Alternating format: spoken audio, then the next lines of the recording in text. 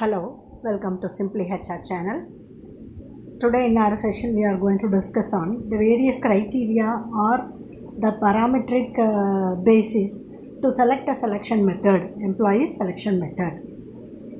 If you are choosing a written exam as a selection method, you will have to definitely look for how many are going to write, and is it necessary to get a written exam for few candidates like 3 or 4, and out of 1000 you are going to choose 10 or 20, then it might be a valid application. Like that, there are number of factors by which you will decide a selection method for selecting employees in a campaign. That is where this topic gets importance. So here there are 5 criteria or 5 factors that you have to consider when you are choosing a selection method are discussed. First and foremost is number of applicants. If you have fixed written exam as a selection method, is it necessary to get all the members to write this exam, even if we have got only less than required number of applicants? Is it necessary? That we have to check. And for example, if the written exam is going to be the ultimate exam by which you are going to decide their skills, knowledge, ability, means it is essential.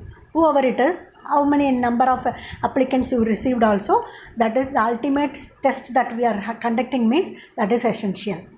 But you have number of other tests in which you will be able to understand their JD, JS, means you will have to think for minimum or less than the required number of applicants should we conduct this preliminary written test. That kind of decision is factored by this criteria. Next criteria is criticality of the position. For example, if the position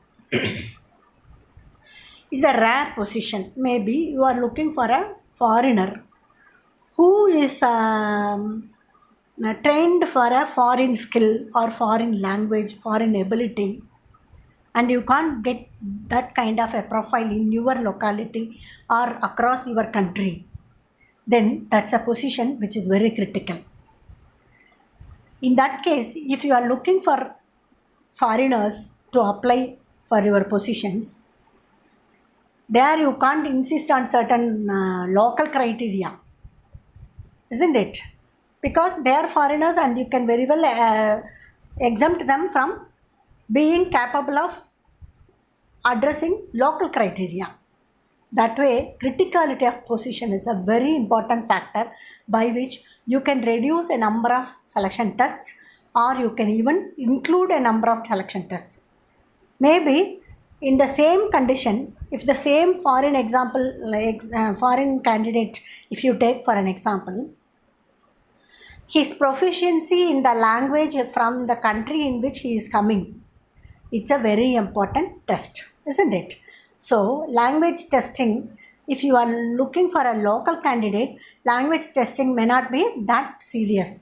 But if you are looking for example a candidate from France, if an example for a candidate from Germany, means German language, French language are very essential criteria, isn't it?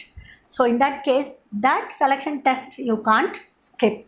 That is how the criticality of the position plays an important role. Next is cost involved. With the same example, if you are going for a foreigner as an employee, then cost involved. Whatever cost involved in taking him here and making him work for us sit in our locality, all those things you will have to check with your budget allocation. Every recruitment campaign, right from not only recruitment, right from human resource planning stage till retirement stage of a particular specific employee, the department has to look for what is the fund allocated for the particular activity of the HR department. So in this case, if you are looking for a foreigner, you should be adequately funded to feed him. He might be interested in getting employer sponsored accommodation. He might be interested in getting employer sponsored transportation, all those shifting related, relocation related, repatriation related costs are very essential. So whether all those costs are affordable, whether they are accepted by our budget, those things you will have to check before you decide to recruit a person from a foreign country. That's the way in which cost is an essential criteria. Then predictive validity of the tool. You are going to choose a selection test. It might be a written exam, or it is an experiment that you are going to do with a nearby personality testing center, or it is a test that you are going to administer using a questionnaire or a tool which is standardized and developed by some psychological experts. Taking all these tools in consideration, what is your objective of conducting such test, that you have to define, and the choice of these tools should be justified with your objective. That is where the predictive validity is expected to be appropriate to the selection method. Next, extent of preparation required. So any recruitment campaign and selection processes will involve certain preparations.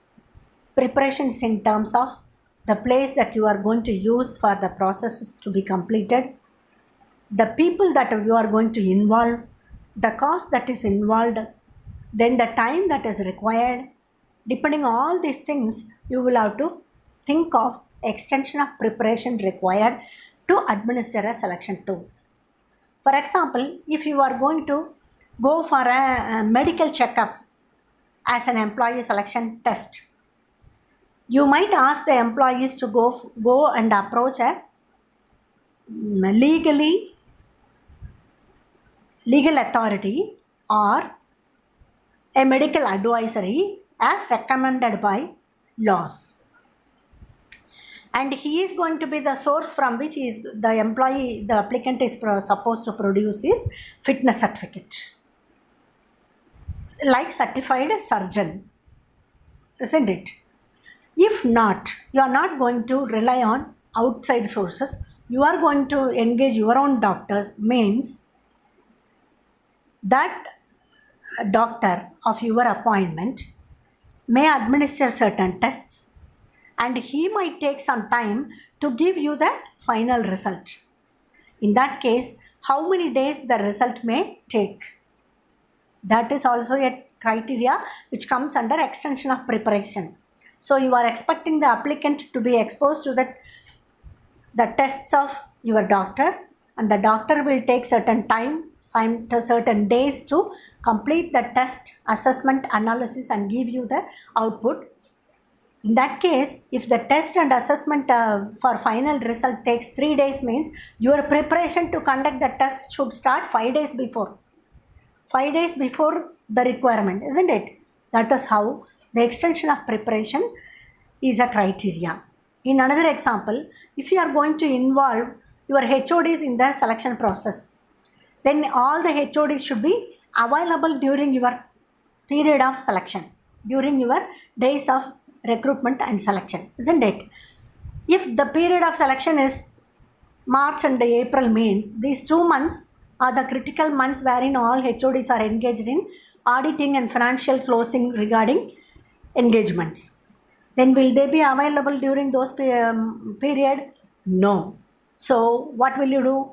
Either you will be choosing them in the month of January, engaging them in the month of January and complete the selection process well in advance, or you may shift your selection process to April last, provided your vacancy need not be hurried to fill.